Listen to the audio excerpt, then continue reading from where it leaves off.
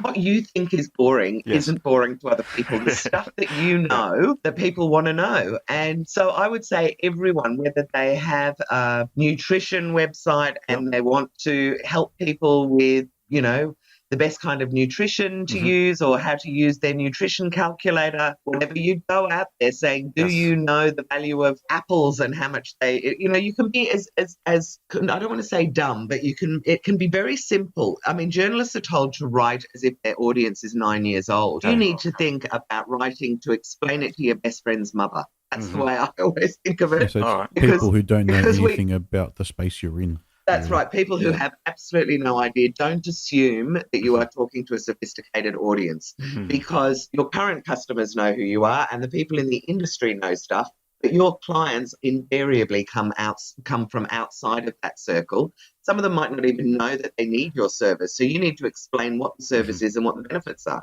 Okay. That's why you always get the same questions over and over then.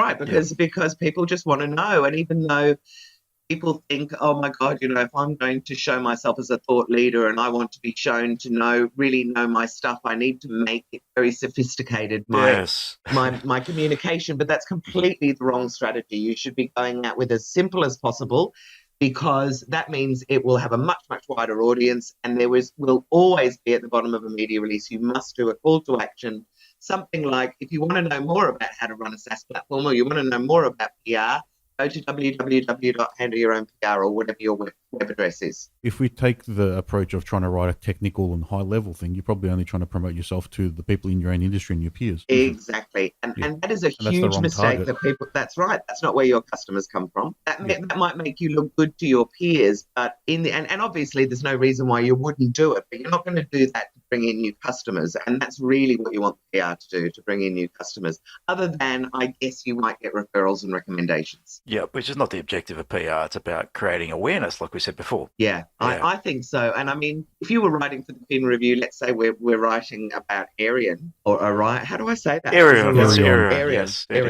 So say you wanted to get an article in the Fin Review, I would be talking about how SaaS platforms are the new, black, and then start talking about, because it's the Fin Review, they like numbers, so they would want to know how it's increasing people's income, how it gives them a regular, predictable income, how it's helping people's customers and it's drawing people in, etc., etc. But if you were wanting to pick up your new customers and get something in the Herald Sun, you might not even use the word SaaS. You might be talking about online platforms that people can actually use on the platform to do blah, blah, blah. Because things like SaaS and software and things like that can frighten some people off. And then if you were going to IT Wire, you might do something that sort of sits nicely in the middle of those two, not too dumb, but not too sophisticated, because you want to get to people that have an understanding about IT, but not bamboozle them with jargon that they don't really understand. Okay, so let's just talk a little bit about that. So if we, let's play a little bit of a game. We'll talk about DevReady itself. So DevReady Podcast uses as a case study, helping non-techs build better tech, and describing what the opportunities are in the landscape. So questions that get asked for us is, what's it cost to build an app? It's one of Anthony's favorite questions. So just simplistic. Get that every day. Yeah, get that every day. Or building some technology to automate your business or whatever it might be. So they could be topics that you could write about, potentially. Just some really, it's more informational based. So it's how to. Absolutely. The thing about PR and the thing about the media is they are not there to promote your business. They are there to help their readers or help their viewers. If you want to be featured, then you need to give them something that helps their readers or their viewers. It's not about helping you.